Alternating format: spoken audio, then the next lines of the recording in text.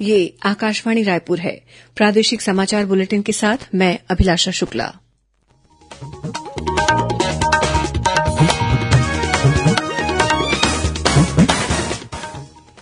अब पेश है आज के मुख्य समाचार।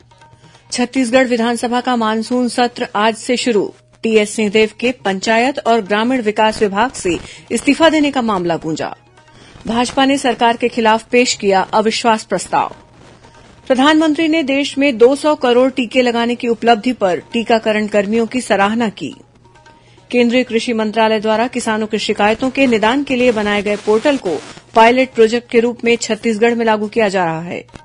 और दूर-दराज के क्षेत्रों में स्थित शालाओं में नियुक्त शासकीय शिक्षकों के बदले प्रॉक्सी शिक्षकों के काम करने पर होगी कड़ी कार्रवाई।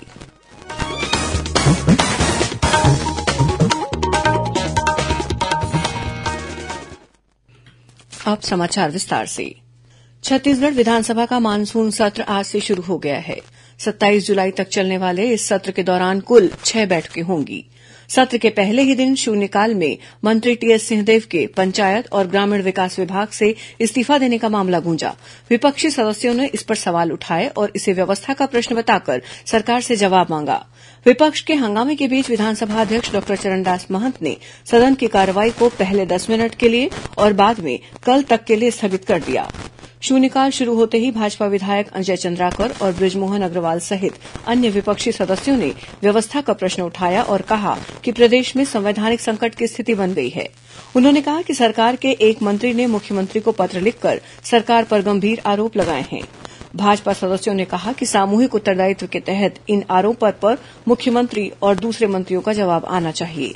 इस पर विधानसभा अध्यक्ष ने कहा कि एक मंत्री का मुख्यमंत्री को पत्र लिखना संवैधानिक संकट और व्यवस्था का प्रश्न नहीं होता। इससे पहले सदन में दिवंगत पूर्व सांसद चक्रधारी सिंह और पूर्व विधायक भजन सिंह निरंकारी को श्रद्धांजलि दी गई। इस बीच राज्य के प्रमुख विपक्षी दल भाजपा की ओर से आज सरकार के खिलाफ अविश्वास प्रस्ताव विधानसभा सचिव को सौंपा गया। भाजपा के विधायक अजय चंद्राकर ने बताया कि चूंकि आज सदन की कार्रवाई स्थगित हो गई थी, इसलिए यह अविश्वास प्रस्ताव विधानसभा सचिव को दिया गया। प्रधानमंत्री नरेंद्र मोदी ने देश में 200 करोड़ टीके लगाए जाने का लक्ष्य हासिल करने के लिए टीका लगाने वालों की सराहना की है। प्रधानमंत्री ने उन्हें व्यक्तिगत रूप से प्रशंसा पत्र भेजकर बधाई दी है। श्री मोदी ने कहा कि टीकाकरण करने वालों, स्वास्थ्यकर्मियों, स्वास्थ्य सहायता कर्मचारियों और अग्रिम पंक्ति के कार्यकर्ताओं ने लोगों को स्वास्थ्य सुरक्षा प्रदान करने में महत्वपूर्ण भूमिका निभाई है। उन्होंने कहा कि कोविड टीकाकरण अभियान पिछले साल 16 जनवरी को शुरू हुआ था। इस महीने की 17 तारीख को देश ने 200 करोड़ टीके लगाने का महत्वपूर्ण लक्ष्य हासिल किया। इस बीच केंद्रीय स्वास्थ्य सचिव राजेश भूषण ने राज्यों में कोविड की स्थिति की समीक्षा के लिए आज एक उच्च स्तरीय बैठक ली। राज्यों से आग्रह किया गया है कि पहली, दूसरी और एहतियाती खुराक के लिए चल रहे मुफ्त कोविड टीकाकरण में तेजी लाएं। इधर छत्तीसगढ़ में भी कोविड टीकाकरण अभियान जारी है। राज्य में अब तक 4 करोड़ 27 लाख 96 हजार से अधिक कोविड रोधी टीके लगाए जा चुके हैं। वहीं दुर्ग जिले के चंदूलाल चंद्राकर स्मृति चिकित्सा महाविद्यालय में निःशुल्क कोविड बूस्टर टीकाकरण शुरू हो गया है। टीकाकरण कार्यक्रम के प्रमुख डॉक्टर उमेश खुराना ने कहा है कि आम जनता भी इस सुविधा का लाभ ले सकती है। इस बीच राज्य में कोरोना संक्रमण के मामले भी लगातार बढ़ रहे हैं। कल प्रदेश में 595 कोरोना संक्रमित मरीज मिले हैं। रायपुर जिले में सर्वाधिक 96 मरीजों की पहचान की गई। इन्हें मिलाकर राज्य में सक्रिय मरीजों की संख्या बढ़कर 3043 हो गई है। केंद्रीय कृषि मंत्रालय द्वारा देश भर के किसानों की खेती किसानी संबंधी, विशेषकर फसल बीमा से संबंधित शिकायतों के निदान के लिए किसान शिकायत निवारण पोर्टल एफजीआर तैयार किया गया है। इस पोर्टल को फिलहाल केंद्र सरकार द्वारा पायलट प्रोजेक्ट के रूप में छत्तीसगढ़ में लागू किया जा रहा है। कल केंद्रीय कृषि मंत्रालय द्वारा इस पोर्टल को वीडियो कॉन्फ्रेंसिंग के माध्यम से लॉन्च किया जाएगा। छत्तीसगढ़ में इसके परिणाम देखने के बाद इसे पूरे देश में लागू किया जाएगा।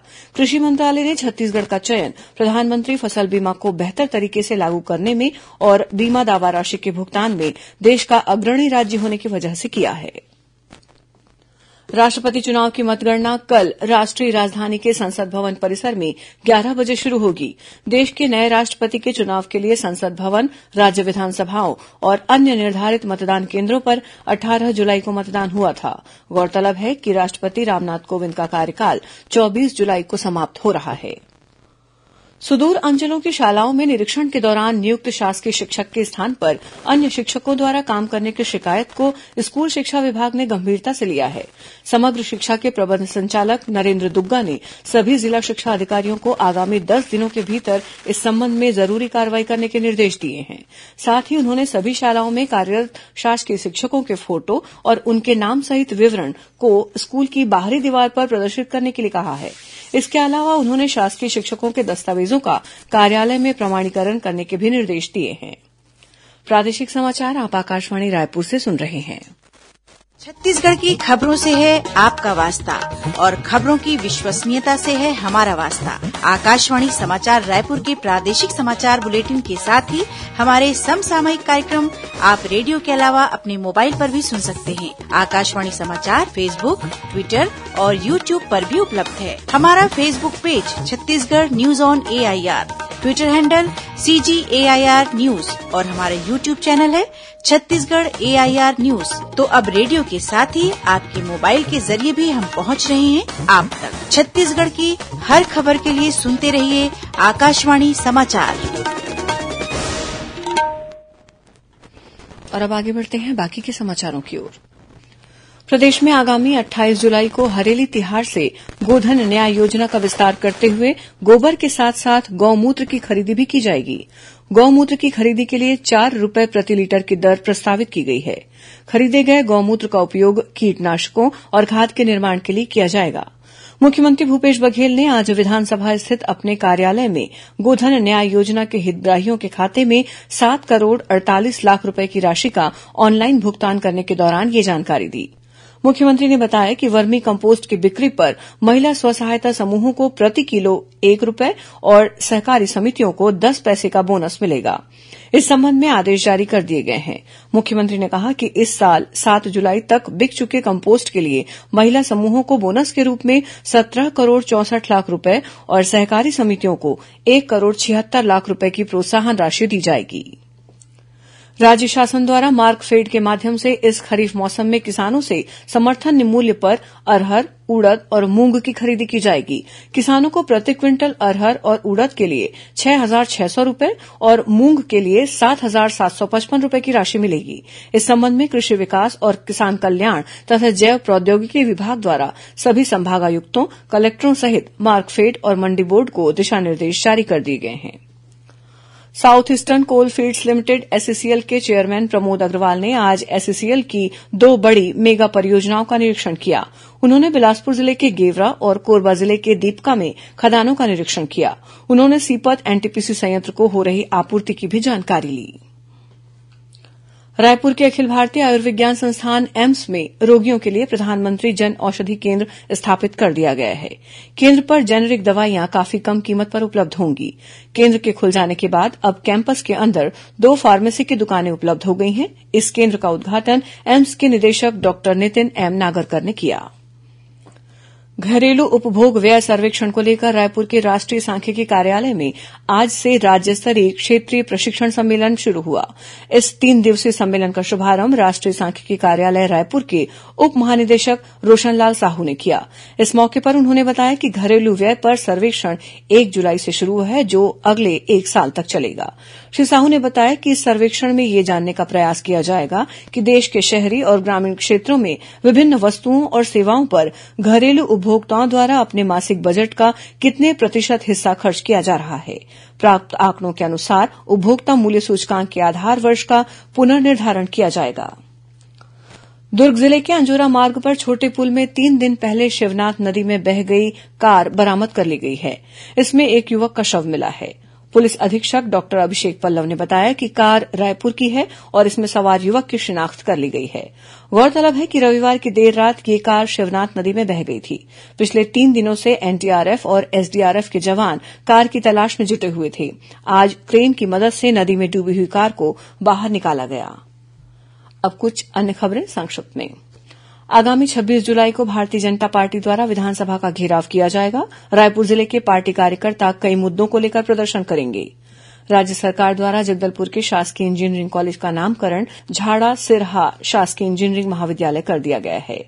प्रदेश में करीब 75 शासकीय अधिकारी कर्मचारी संगठनों की आगामी 25 से 29 जुलाई तक प्रस्तावित कलमबंद हड़ताल को अनियमित कर्मचारी संघ ने भी अपना समर्थन देने की घोषणा की है। रायपुर जिले में चलाए जा रहे महावृक्षारोपण कार्यक्रम के तहत आज मुख्य निर्वाचन पदाधिकारी पी दयानंद ने कार्यालय के प्रांगण में वृक्षारोपण किया। धमतरी जिले में वर्ष 2007 में शिक्षाकर्मी वर्ग 3 की भर्ती में अनियमितता बरतने के आरोप में मगरलोड के पूर्व जनपद कार्यपालन अधिकारी को पुलिस ने भिलाई से गिरफ्तार किया है। दुर्ग जिले के अंजोरा स्थित पशु चिकित्सा और पशुपालन महाविद्यालय के NCC cadet senior under officer Apurva Pandey को समादेशक medal group commander best cadet award से सम्मानित किया गया है। रायपुर रेलवे स्टेशन में वेंडर से मारपीट के मामले में रेलवे पुलिस ने 3 जवानों को निलंबित कर दिया है। बिलासपुर जिले के मस्तूरी थाना क्षेत्र में बीती रात ट्रक की टक्कर से मोटरसाइकिल सवार एक शिक्षक की मौत हो गई और south eastern coalfields limited SECL में नौकरी लगाने के नाम पर 4,80,000 रुपए की ठगी करने के आरोप में जांजगीर चांपा जिले की हसौद पुलिस ने 2 लोगों को गिरफ्तार किया है। अंत में मुख्य समाचार एक बार फिर। छत्तीसगढ़ विधानसभा का मानसून सत्र आज से शुरू।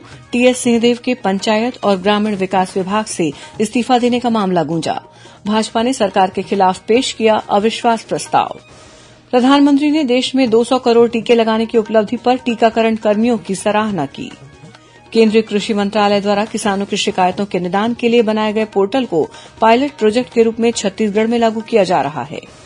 और दूरदराज के क्षेत्रों में स्थित शालाओं में नियुक्त शासकीय शिक्षकों के बदले प्रॉक्सी शिक्षकों के काम करने पर होगी कड़ी कार्रवाई। इसी के साथ प्रादेशिक समाचार बुलेटिन समाप्त हुआ। नमस्कार।